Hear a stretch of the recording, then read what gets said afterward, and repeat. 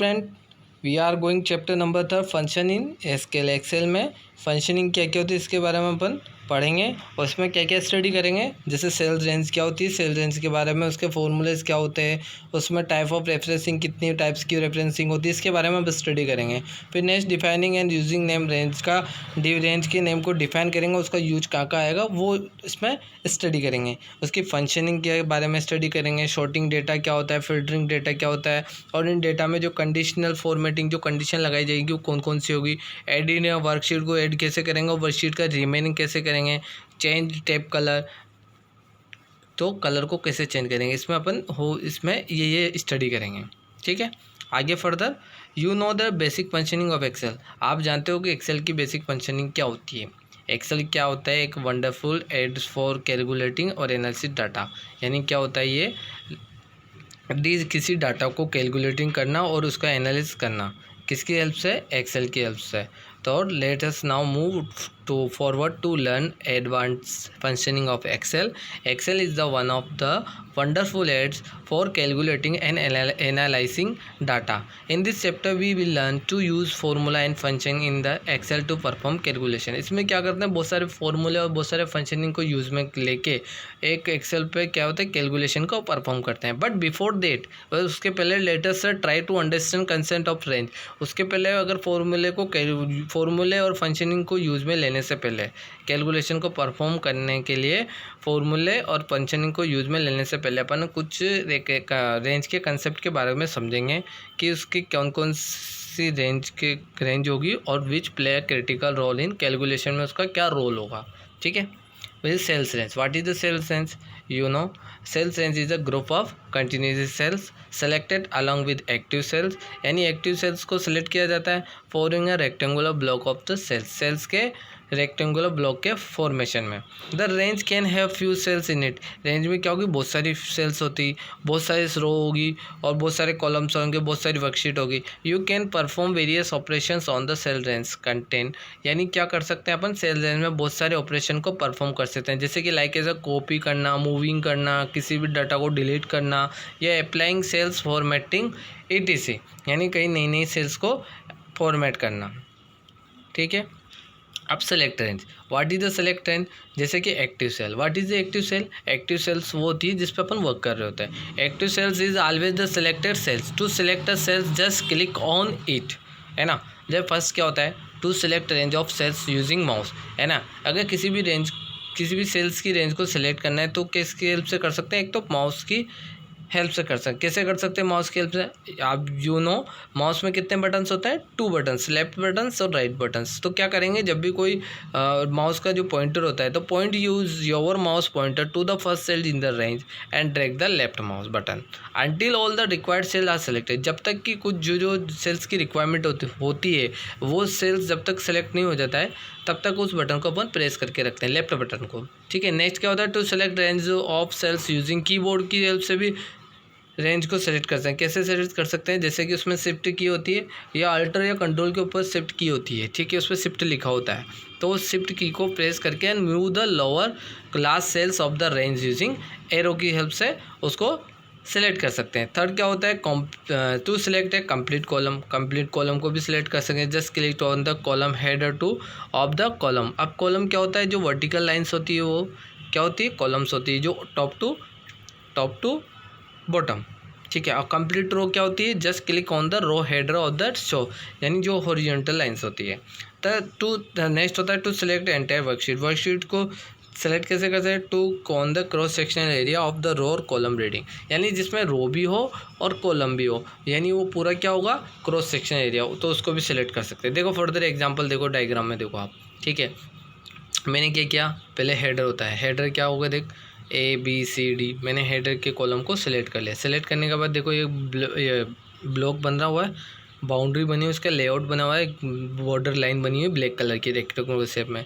तो मैंने क्या किया, जो ब्लू कलर होगा, ये ब्लू कलर क्या होगा कि ये चीज़ सेलेक्ट है ना। ऐसे कॉलम को सिलेक्ट किया, है ना, वर्टिकल वाले में। ऐसे मैंने क्या दिया, टोस्टर की फॉर्म में ऐसे क्या सेलेक्ट कर दिया, click row header to select a row. जब कॉलम और रो को दोनों को मर्ज करके मैं सिलेक्ट करूँगा तो मैंने क्या सिलेक्ट किया, उसका क्रॉस सेक्शन। यानी पूरा सिलेक्ट करने का मतलब होता है click on cross section two select entire worksheet, यानी वर्कशीट को सिलेक्ट कर लिया पूरा, उसका क्रॉस सेक्शन सेलेक्ट कर लिया। ठीक है, नेक्स्ट फर्दर फार्मूला। फार्मूला क्या क्या होते हैं, एक्सप्रेशन क्या क्या होते हैं, जो जैसे कि आपने वी बोर्ड मास पढ़ा होगा। ठीक है, उसमें multiplication, division, subtraction, addition, exponential ऐसे कुछ होता है। ठीक है, ऐसे फॉर्मूलेज में इसमें एक्सेल में यूज में आता है। A formula in Excel in expression made up for data value और the cell reference of the cells containing data value along with mathematical operation. जैसे कि वेरियस अर्थमेटिक ऑपरेटर क्या क्या होते हैं, क्या क्या फॉर्मूले यूज हो जाएंगे। जैसे कि ऑपरेटर, जैसे ऑपरेटर यानी साइन का काम, जैसे प्लस है, प्लस का मतलब क्या होता है, एडिशन। ऐसे एग्जांपल लिया 35 और प्लस 25, दो नंबर से 35 और 25 को मैंने ऐड कर लिया, कितना है मेरे पास 60। ऐसे सब्ट्रैक्शन है माइनस में, 35 को 25 से माइनस किया तो 10। मल्टीप्लिकेशन का साइन देखो ऑपरेटर में, मल्टीप्लिकेशन का तो 20 को 6 से मल्टीप्लाई किया तो 120। और डिवीज़न का साइन, ये जो स्लेश लाइन्स होती है इंक्लाइंड वाली डिवीज़न लाइन, 20 में 20 में से 6 का डिवाइड किया तो 3.333। और एक्सपोनेंशियल को क्या कर सकेंगे, एक्सपोनेंशियल केप वाला, केप वाले को क्या करेंगे, केप का मतलब होता है, इस एक्सपोनेंशियल का मतलब इस होता है उसका विस्तार, यानी कि एक तरह से उसको स्क्वायर भी बोल सकते हैं। तो 2 एक्सपोनेंशियल 6 यानी 2 की पावर 6 कितना होता है 64। ठीक है, अब to find amount of product, अब प्रोडक्ट को फाइंड करना है। देखो कैसे, अब देखो मैं आपको बता दूँ प्रोडक्ट को कैसे फाइंड करोगे। Click in the cell E2 and type. देखो डायग्राम में देखते अपन। ठीक है, ये जैसे कि डायग्राम है, सम ABCDE, ये मेरे पास क्या हो गया, एक तरह से मैं टॉप सेलेक्ट करके मैंने इसको वो कॉलम और बॉटम रो की शेप में जमा दिया। प्रोडक्ट में क्या हुआ, मेरे पास television, toaster, mobile phone, AC है। ठीक है, और C में क्या है, रेट है, कितना है टेलीविज़न की रेट। अब क्वांटिटी में कितनी क्वांटिटी, 2 है, 3 है, 4 है। ठीक है, मैंने जब उसकी क्वांटिटी मेज़र कर ली। अब देखो इसमें अमाउंट E, अब मुझे अमाउंट का करना है। अब मुझे क्या होता है इसमें फॉर्मूला यूज़ में लेना है। ठीक है, फॉर्मूला कैसे यूज़ में लेगा, तो सेकंड का होगा। ठीक है, सेकंड पे क्लिक आ रहा है, देखो ये लो, ये ऑरेंज कलर का कहाँ है, सेकंड पे आ रहा है ना। अब देखो रो पे, तो B से स्टार्ट हुआ, B और C। अब मुझे क्या क्या काउंट करना है, C और D को मुझे काउंट करना है। ठीक है, C तो ले लिया मैंने कॉलम का, रो कितना है टेलीविज़न का, रो कितना है 2 है ना, तो C2। देखो ऊपर फॉर्मूला फंक्शनिंग में C2। अब क्या करना है, मुझे मल्टीप्लाई करना है। एक टेलीविज़न की क्वांटिटी, एक क्वांटिटी का टेलीविज़न है, उसकी रेट है 25,000। अगर टेलीविज़न की क्वांटिटी में बढ़ा दूँ, 2 कर दूँ, तो क्या होगा 25,000 इंटू 2। तो मैंने क्या किया C2, और D में उसकी क्वांटिटी को मल्टीप्लाई किया तो D, कॉलम तो D और रो 2, D2। तो अमाउंट क्या होगा ई में, C2 मल्टीप्लाई D2। जैसे इसमें किया ऐसे आगे वाले में करेंगे। जब ये C2 multiply D2 formula put करेंगे और एंटर का बटन प्रेस करेंगे तो क्या होगा, ई में क्या अमाउंट शो हो जाएगा 50,000। ऐसे मैंने पहले वाले के लिए किया, टेलीविज़न के, टोस्टर के लिए भी ऐसे, मोबाइल फ़ोन के लिए भी ऐसे, और AC के लिए भी ऐसे। ठीक है, जैसे कि click in the E2 and type sign, फिर click cell C2, the address C2 gets automatically type C2। Now enter the mathematical operation, multiply का साइन यूज में लिया, और फिर मैंने क्या किया, D2 को क्लिक किया और एंटर बटन दबाते फॉर्मूले बार पे मैंने एंटर बटन। फॉर्मूला बार क्या होता है, जहाँ पे फॉर्मूले पुट किए जाते हैं। और फिर auto fill handle will appear the at bottom right corner of the cells, it down till the last cell, the result appear in all the sales.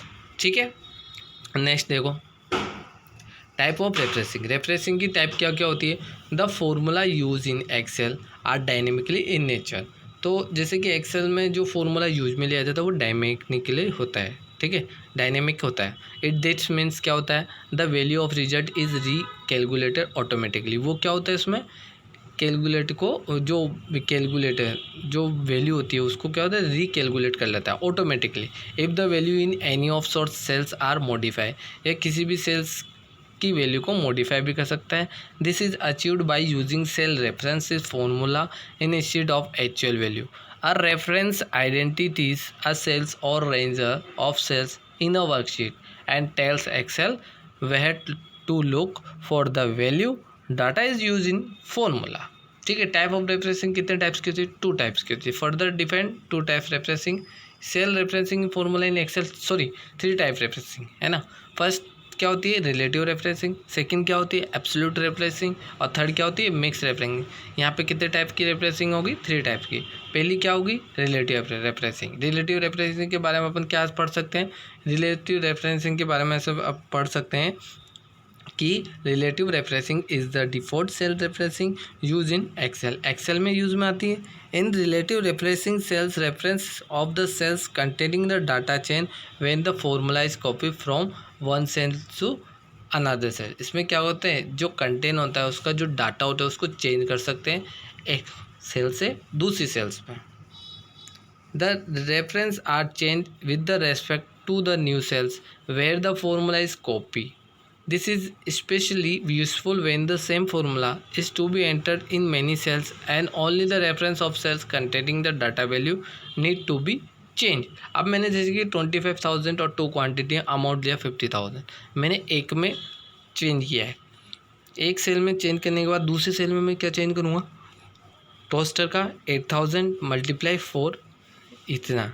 तो ऐसे करके क्या करूँगा, पहले मैंने C2 × D2 लगाया, अब से C3 × D3, आगे फर्दर C4 × D4, फिर आधा फर्दर C5 × D5। ठीक है, this is specifically useful when the same formula is to be entered in many cells and only the reference of the cells containing the data value need to be changed.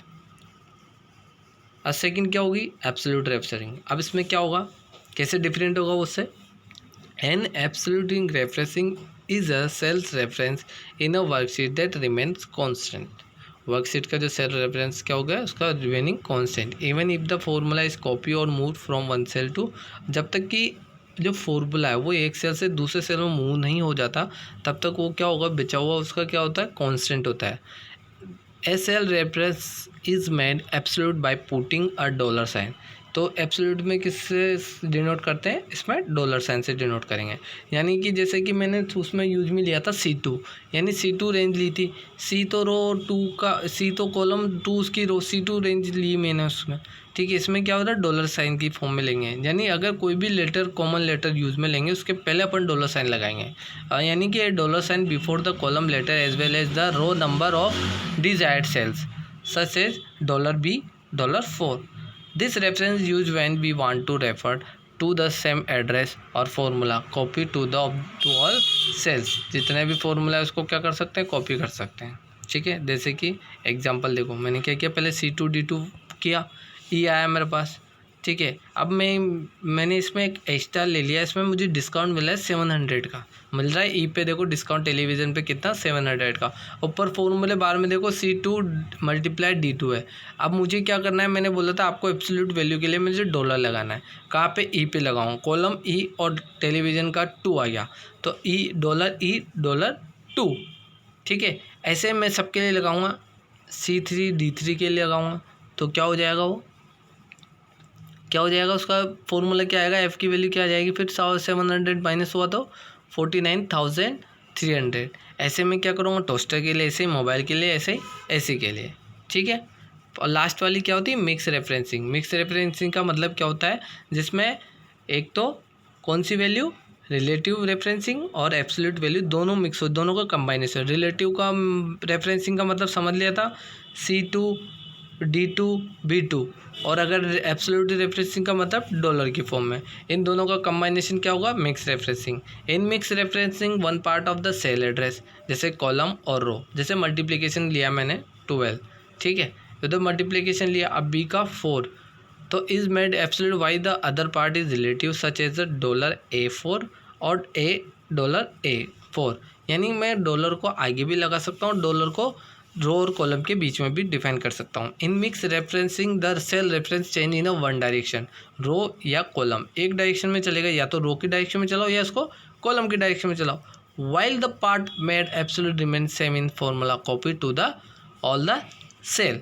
जैसे कि 4 है, 6 7 और 8 मैंने क्या किया मैंने 12 मल्टीप्लाई लिया। अब 12 को किससे B से मल्टीप्लाई किया, यानी 4 से मल्टीप्लाई किया 48, फिर 7 को 12 से मल्टीप्लाई किया 84, फिर 10 को 12 से मल्टीप्लाई किया तो 120। तो ऐसे क्या हुआ, मैंने मल्टीप्लाई किया, फॉर्मूला क्या लगा दिया, A से स्टार्ट होता है तो $A और रो क्या होती है 2 है तो $2, फिर मल्टीप्लाई का साइन, फिर किसको मल्टीप्लाई किया, फिर मैंने B को मल्टीप्लाई किया, B और वन पे क्या है 4 है, तो 1 का 1 रो ले ली, यानी पहले कॉलम फिर 4।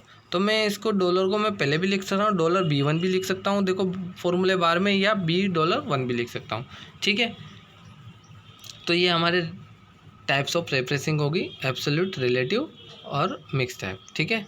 Thank you. Further upon study करेंगे कि इसकी डिफाइनिंग यूजिंग कहाँ पे यूज़ में आता है।